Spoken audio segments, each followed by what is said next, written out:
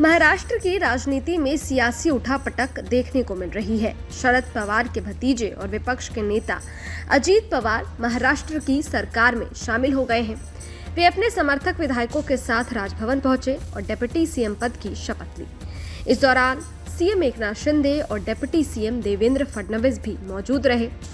अजीत पवार के अलावा 9 एनसीपी विधायकों ने भी मंत्री पद की शपथ ली है। 5 साल के ही कार्यकाल में पवार तीसरी बार उप मुख्यमंत्री बने। इससे पहले 2019 में भी अजीत पवार ने चाचा के खिलाफ बगावत कर दी थी। चाचा को बच्चा दे दिया था। तब देवेंद्र फडणवीस की सरकार में डिप्टी सीएम बनाए गए थे। बाद में उद्धव की सरकार में और अब तीसरी बार शिंदे की सरकार में डिप्टी सीएम बनाए गए हैं। ऐसे में ये सवाल उठता है कि जब भतीजे ने ही चाचा के साथ बगावत कर दी है, उनके साथ दगाबाजी की है, तो अब ऐसे में एनसीपी प्रमुख शरद पवार का क्या होगा?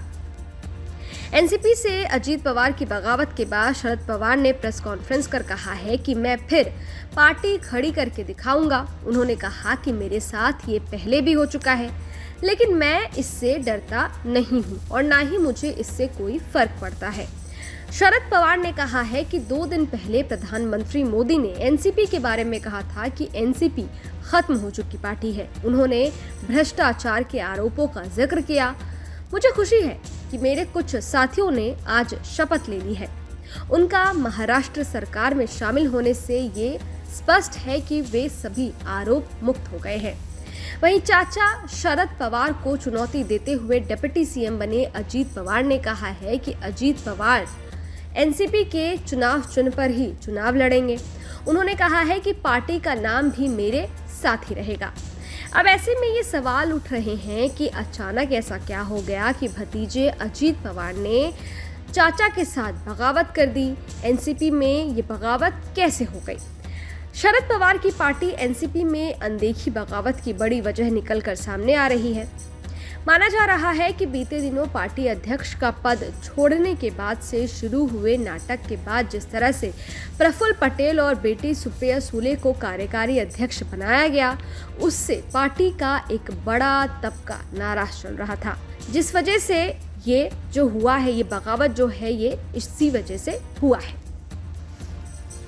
वही दूसरा सवाल इस पे ये उठता है कि क्या एनसीपी को अजीत पवार तोड़ पाएंगे? अजीत पवार के शिंदे बीजेपी सरकार में शामिल होने के बाद कहा जा रहा है कि वे एनसीपी को भी तोड़ सकते हैं।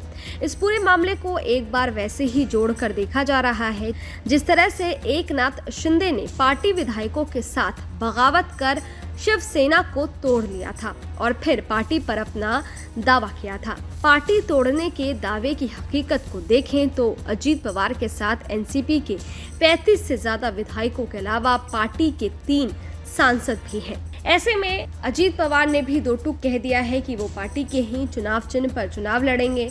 वहीं शरद पवार ने कहा है कि वो इस पार्टी को दोबारा से खड़ा करेंगे। इस वीडियो पर आपकी क्या राय है? ये वीडियो आपको कैसा लगा? हमें कमेंट बॉक्स में लिखकर ज़रूर बताइएगा। इसके साथ ही अगर आपने हमारे YouTube चैनल को सब्सक्राइब नहीं किया है तो फ़ौरन कर लें ताकि हर न्यूज़ अपडेट सबसे पहले आप तक पहुंचे। डिटेल स्टोरी के लिए आप हमारी वेबसाइट newsnationtv.com पर भी विजिट कर सकते हैं। शुक्रिया।